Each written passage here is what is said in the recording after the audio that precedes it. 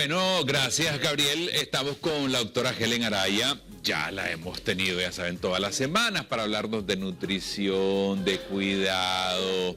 Ella también atiende, y hay que decirlo, a los deportistas. A veces creemos que las personas que hacen deporte están saludables o están comiendo bien, y eso no necesariamente ocurre así. Vamos a hablar hoy sobre la alimentación en enfermedad renal crónica. No sabía, y hasta ahora pues lo conozco, lo vamos a conocer en detalle, qué es lo que se orienta. Un placer tenerla por acá con nosotros. Muchas gracias. Y bien, vamos a hablar sobre la enfermedad renal desde el punto de vista nutricional. Ajá. Primeramente, tenemos que estar conscientes que la enfermedad renal muchas veces es una consecuencia, una complicación, mejor dicho, de ciertas patologías. Y una de ellas es la diabetes. Ya, entonces, desde ahí ya podemos ir avanzando en qué se puede hacer con un enfermo renal. Es decir, si yo soy una persona con diabetes, al controlar mis niveles de azúcar en sangre, voy a retrasar la presencia o la presentación pues de la enfermedad renal. ¿Okay? No necesariamente todos los diabéticos llegan a ese estadio. No necesariamente, pero obviamente entre más tiempo tengamos el diagnóstico de diabetes, o entre más temprana fue nuestra edad de diagnóstico de diabetes, más posibilidades de presentar la enfermedad renal, sobre todo si no la controlamos. Okay. Otras enfermedades que nos pueden dar enfermedad renal crónica, pues es la hipertensión arterial, y también hay alguna malformación que pueda presentarse, que eso ya es algo meramente genético. Ya sabemos que la diabetes tipo 2 no sí, hay un factor predisponente, pero también depende mucho de nuestro estilo de vida. ¿Okay? De acuerdo. Entonces, muchas personas, le interrumpo, cuando son diagnosticados con diabetes hacen un cambio radical en su salud, en su vida, y se transforman completamente, pues, y tuvieron que llegar a esa situación para hacerlo, pero bueno, no es el tema que nos ocupa. Exacto, pero eso sería lo ideal. Y algo muy importante que quiero transmitir es que si nosotros controlamos lo que comemos, perfectamente podemos dejar de ser pacientes con diabetes. De acuerdo. Yo he tenido gente que me ha llegado con 300 en ayunas, pero se hace su plan de alimentación, lo cumplen, porque no solo está en que tengo el plan, lo cumplen y se le ha quitado el tratamiento, se les hace su chequeo y 80 en la mañana, en ayuna. Es decir, que todo depende, pues en el caso de la diabetes tipo 2 influye mucho el factor genético, pero sí influye muchísimo nuestro estilo de vida. Entonces es algo que podríamos quitar, porque al final estar con una patología en donde estamos dependiendo de algún tratamiento, pues disminuye nuestra calidad de vida. Y los tratamientos ayudan a la alimentación. De nada sirve tomarme todo mi protocolo de paciente con diabetes si como mal. Claro, de acuerdo. Entonces, en el caso de la enfermedad renal crónica, es un manejo multidisciplinario. Tiene que estar el nefrólogo, tiene que darnos el diagnóstico de qué estadio está. Porque en dependencia del estadio son las modificaciones que nosotros podemos hacer en la alimentación. Y también, pues nosotros como nutrición tenemos que darle las pautas al paciente, generalidades, y ya depende del caso, de qué es lo que puede hacer con la alimentación. Entonces, las primeras etapas o los primeros estadios, el 1 o el 2, incluso el 3A, el paciente puede comer normal. Pero aquí viene el punto, ¿qué es normal? Y obviamente nos tenemos que guiar con una alimentación saludable, guiada en la dieta mediterránea, rica en proteínas, pero proteínas saludables y con una técnica de cocina adecuada, carbohidratos complejos, obviamente, para evitar que se nos suban los niveles de azúcar en sangre, y rica en grasas saludables, como que las semillas de chía, la linaza, el aceite de oliva, el aguacate.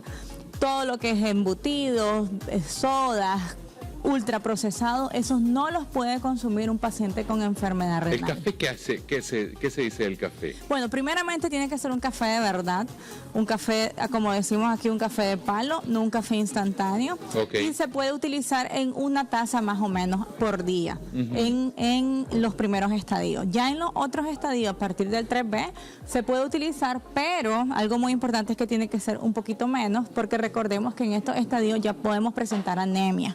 Ya, y pues no es una anemia por déficit de hierro, sino porque no se le puede producir bien por la misma falla renal. Okay. Y otra cosa importante es que se tiene que cuantificar exactamente lo que va a ingerir el paciente. Al inicio no es necesario, pero ya después sí. ¿Por qué? Porque los pacientes pueden retener muchos líquidos. ¿Okay? También, bueno, como les estaba comentando, evitar todo lo ultraprocesado. Y esto no solo es porque tengo enfermedad renal, de hecho esto sería ideal en todas las personas. De acuerdo. Ya, o sea, no solo es porque tengo esta enfermedad, la tengo que dejar, sino en todos. Ya después, a partir del 3B, hay que hacer un ajuste por paciente de cuánto es lo que hay que darle de proteína, cuánto hay que darle de calorías, porque en dependencia del estadio, el cuerpo puede estar haciendo un proceso que se llama catabólico. Él mismo se está autodigiriendo. Entonces, ahí hay que hacer un ajuste de calorías y todo se tiene que calcular en base al peso ideal, no al peso actual.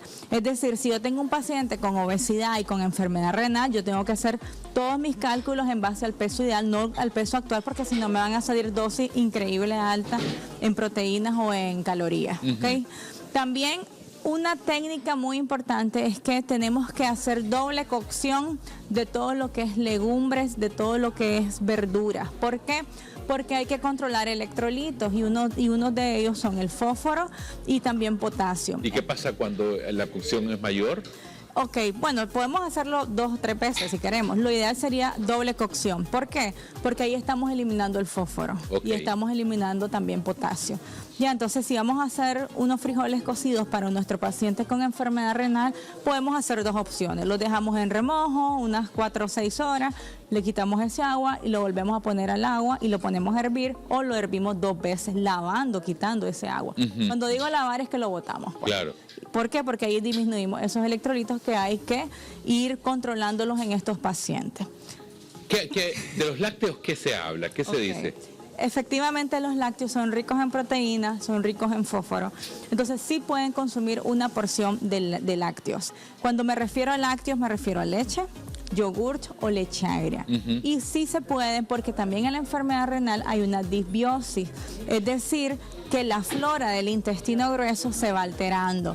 Entonces necesitamos darles probióticos, y qué mejor forma de dárselo de una manera natural a través de leche agria o de yogurt para evitar más complicaciones, porque como vimos la vez pasada, el intestino libera sustancias y estas sustancias también andan en la sangre. Y al final, cuando el estadio va avanzando en la enfermedad renal crónica, el paciente como que se va intoxicando con los mismos desechos que no puede depurar. Porque como hablamos al inicio, los pacientes ya en estadios avanzados ya no orinan. Ya entonces todo eso se va acumulando y ahí está el problema principal. ¿Es reversible en los primeros estadios o ya cuando se diagnostica lo que se puede mantener? ¿Qué se dice del tema? Okay, el objetivo nutricional, ya cuando está instaurado, pues ya sabemos que es algo que puede progresar. Entonces, ¿cuál es el objetivo nutricional y también del tratamiento? Evitar que avance la enfermedad y evitar las complicaciones cardiovasculares. Claro. Y por eso también hay otras modificaciones que los pacientes pueden hacer en su estilo de vida. Como que si fuman, pues dejar de fumar, hacer ejercicio, incluso el ejercicio se tiene que controlar. ¿Por qué? Porque si hacen ejercicio en donde gastan muchas energías o donde son muy, muy fuertes, pueden producir mayor depuración de proteínas. Pero como les digo, hay que valorarlo. Cada paciente es totalmente diferente. Generalmente los pacientes, yo le decía fuera de cámara, con enfermedades renales crónicas terminan afectando el corazón y muriendo del corazón. Exacto, eso principalmente se da porque también en la enfermedad renal crónica hay un incremento de la paratormona, hay una alteración en el calcio, las arterias se van llenando de calcio, se van poniendo rígidas, también hay una alteración en los lípidos, o sea, es una enfermedad bastante compleja, y al haber una afectación en los lípidos pueden haber placas de ateroma o de grasa en las arterias. Por eso es importante el uso de grasas saludables, no frituras, etcétera. Y esto puede conllevar a la formación de trombos o de tromboembolismo. Ya el paciente puede terminar con algún infarto, algún accidente cerebrovascular, que es lo que popularmente llamamos como derrame. O sea, sí, la función principal de la alimentación es evitar el progreso de la enfermedad y evitar las complicaciones cardiovasculares. ¿Debería entonces una persona que padece de una enfermedad renal crónica ser atendida por un nutriólogo o una nutricionista para valorarlo y que a lo mejor mejorar su calidad de vida? Claro que sí, sería lo ideal, de hecho. ¿Por qué? Porque como les digo, es como, siempre pongo el ejemplo de un carro. Cuando nosotros compramos un carro, queremos lo mejor para el carro. la mejor gasolina, le ponemos lo mejor, pero muchas veces nosotros nos quedamos atrás, o sea, y lo mismo tiene que pasar con nosotros, o sea, lo mejor es para nosotros y lo mejor que le estamos metiendo constantemente a nuestro cuerpo es la comida, entonces tenemos que saber cómo comer para evitar cualquier tipo de complicación, no solo en una enfermedad renal, sino en cualquier condición. De acuerdo. Bueno, ahí está la información. Muchas gracias siempre por traérnosla y compartirla con nosotros. Sigo diciendo, somos los que comemos. Así es, totalmente ¿verdad? de acuerdo, sí. Bueno, la próxima semana vamos a traer un reportaje, espero que sea ser yo el que va. ¿Cómo se llama ese examen que se hace para ver cómo estamos las proporciones de grasa, Exacto. músculo, agua en nuestro cuerpo? Vamos a hacer una valoración de antropometría y vamos a tener el modelo de 5 componentes.